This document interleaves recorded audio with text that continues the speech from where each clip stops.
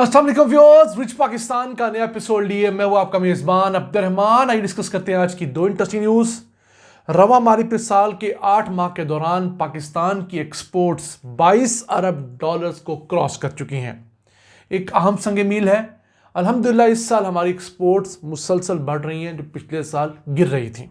आज की वीडियो में डिस्कस करेंगे कि पाकिस्तान की एक्सपोर्ट के साथ साथ इंपोर्ट्स कितनी हुई हैं और क्या हमारा जो तजारती खसारा है वो कंट्रोल में है या नहीं। इसके अलावा आज की दूसरी खबर, पंजाब में मौजूद तमाम जेलों को सोलर एनर्जी पर शिफ्ट करने के प्रोसेस का आगाज़ हुआ है। हुकूमत से दरख्वास्त की गई है कि जितना वो एक साल के अंदर जेलों में बिजली और गैस का बिल अदा करते हैं उससे कम पैसों में ये तमाम जेलें सोलर पे कन्वर्ट हो सकती हैं।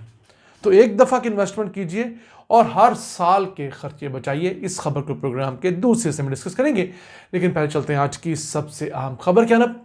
पाकिस्तान के एक्सपोर्ट्स रवा माली साल के 8 माह के अंदर 22 अरब डॉलर्स को क्रॉस कर चुकी हैं और अगर इन 8 माह में परसेंटेज वाइज देखिए तो 8% का इजाफा हुआ है।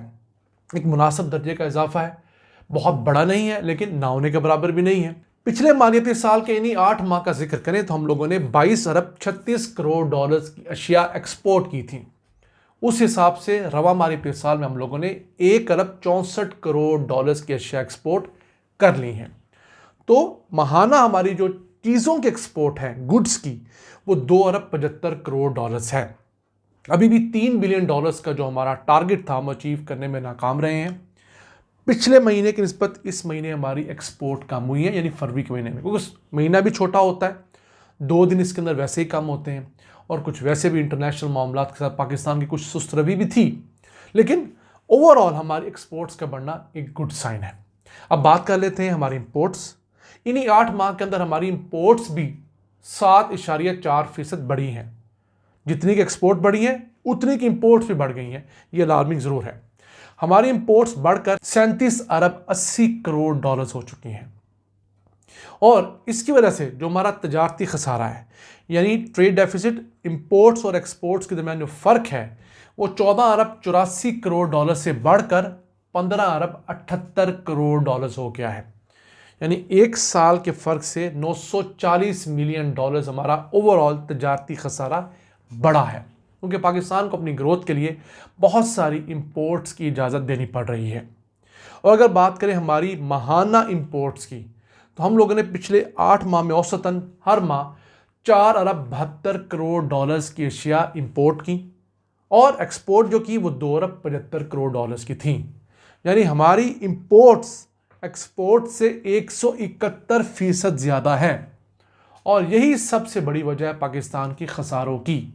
जिस दिन हम लोगों ने अपनी इंपोर्ट्स को एक्सपोर्ट्स के बराबर कर लिया और जेन्युइन तरीके से, आर्टिफिशियल नहीं कि इंपोर्ट्स को रोक के नहीं, हम लोगों ने वैल्यू एडिशन ज़्यादा की, जो चीज़ें हम बाहर से मंगवाते हैं वो मुल्क में बनाई और एक्सपोर्ट की, तो उस दिन हम अपने कदमों पे खड़े होना शुरू होंगे।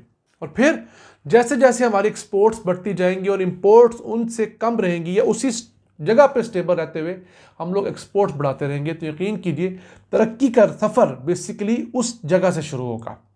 हमारे नाज़रीन पूछते हैं कि हम लोग आपको अरबों डॉलर्स की खुशखबरियाँ सुनाते हैं तो उसका इम्पैक्ट क्यों नहीं आ रहा। उसका इम्पैक्ट ये आ रहा है कि अगर हम अपनी आमदन बढ़ाते हैं तो अपने अखराजात भी बढ़ा लेते हैं। हमें करना यह है कि अपने अखराजात को उधर ही लॉक करना है या उससे कम करना है और अपनी आमदन को बढ़ाना है, ताकि हमारे खसारे, हमारी ज़रूरियात पूरी हो सकें और हम एक अच्छी ज़िंदगी गुजार सकें मिन हैसल कौम। अब इस साल जिस रफ्तार से हम चल रहे हैं 33 बिलियन डॉलर्स की एक्सपोर्ट्स एक्सपेक्टेड हैं, जो कि हमारी तारीख में हाईएस्ट होंगी और अगर हमने अगले 4 माह में मेहनत की तो ये एक्सपोर्ट्स बढ़कर 35 बिलियन डॉलर्स को भी टच कर सकती हैं। अभी पाकिस्तान की को 500 मिलियन डॉलर्स की एक्सपोर्ट्स ऐसी हैं जो टेक्सटाइल मिल मालिकान गुड्स की एक्सपोर्ट्स की बजाय सर्विसेज की मद में शो करवा रहे हैं। यानी उन्होंने अपने सॉफ्टवेयर हाउस जाली से खोले हुए हैं, क्योंकि सॉफ्टवेयर हाउस की आमदन के ऊपर टैक्स इशारिया 25% है और वैसे 25% तक टैक्स है, तो वो टैक्स बचाने के लिए अपनी कुछ आमदन सॉफ्टवेयर हाउस से शो करवाते हैं। तो अगर वो 500 मिलियन डॉलर्स को इधर ऐड कर लें तो हमारी एक्सपोर्ट तकरीबन 22.5 बिलियन डॉलर्स की हैं।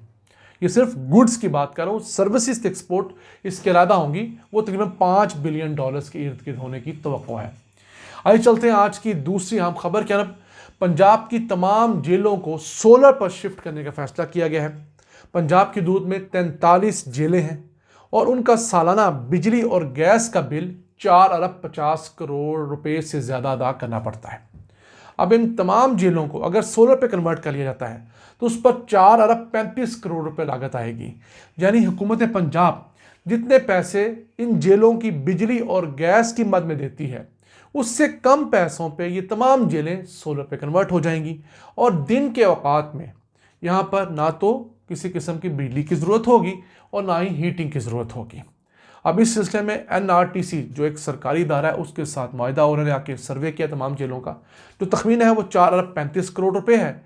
और कहा गया है कि इस तमाम सोलर के सेटअप के बाद जेलों के अंदर जो सरकारी बिजली है उसकी खपत में 60% तक कमी होगी। सिर्फ शाम और रात के औकात के अंदर नेशनल ग्रिड से बिजली ली जाएगी।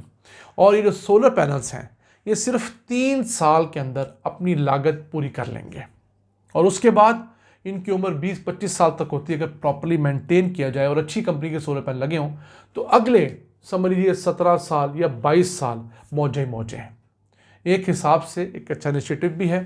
इसके साथ साथ इस माली साल में रिक्वेस्ट की गई है कि 2 अरब रुपए का बजट जो है वो जारी किया जाए ताकि इस प्रोसेस को शुरू किया जाए और अगले माली साल में इसे कंक्लूड किया जाए। अब पाकिस्तान की सारी हुकूमतें, खा वफाकी हो सूबाई हो, वो सोलर पे शिफ्ट हो रही हैं और सोलर पे शिफ्ट होने के फ़ायदे भी हैं और हम नुकसानात गाए बगाए अपने लिहाज से आपसे डिस्कस भी करते हैं कि हम लोगों ने पिछले 20-25 सालों में जो गलतकारियाँ की हैं, मुल्क के अंदर जो थर्मल पावर प्लांट लगाए हैं वो इतनी बड़ी मिकदार में ना लगाते, चाइना के साथ मिलकर बड़े बड़े किराए पे लगे हुए पावर प्लांट हम लोग इंस्टॉल ना करते CPEC के तहत, तो शायद इस ट्रांसफॉर्मेशन का हमें फ़ायदा ज़्यादा होता। लेकिन इस वक्त मेरी नाकिस राय के अंदर इस ट्रांसफॉर्मेशन का उस इदारे को फ़ायदा होगा, शायद हुकूमत पंजाब को भी फ़ायदा हो जाए बिजली के बिलों की मद में। लेकिन जो बिजली हुकूमत पंजाब जेलों के लिए नेशनल ग्रिड से ख़रीदती थी, जब नहीं ख़रीदेगी तो पीछे लगे हुए पावर प्लांट तो वहीं स्टेबल खड़े हुए हैं, उनका किराया तो आपने अदा करना ही करना है, आप उनसे बिजली लें या ना लें। रेंट की गाड़ी की तरह कि आपने रेंट की गाड़ी खड़ी की हुई है, उसे इस्तेमाल करें या ना करें, आपने उसका किराया तो अदा करना है। तो अगर उसे इस्तेमाल करके कोई कारोबार करते हैं, कोई बिज़नेस डील करते हैं, तो फिर तो आपको फ़ायदा होगा। नहीं करेंगे तो आपको किराया अदा करना है। इसी तरह अगर हम बिजली पैदा नहीं करेंगे तो हमने जो उनका किराया 2500 अरब रुपए से ज़ायद इस माली साल में अदा करना है और अगले माली साल में इससे भी बढ़ने का खर्चा है, वो हमने अदा करना है। तो उस सवाल का जवाब मैं भी ढूंढ रहा हूँ, आप भी ढूंढिए। नाज़रीन, ये था आज का एपिसोड। मुझे उम्मीद है आपको पसंद आया होगा। अपनी सजेशंस, अपनी आरा से हमें आगाह रखा करें। अपने मेज़बान अब्दुल रहमान को इजाज़त दीजिए। अल्लाह ने के बाद।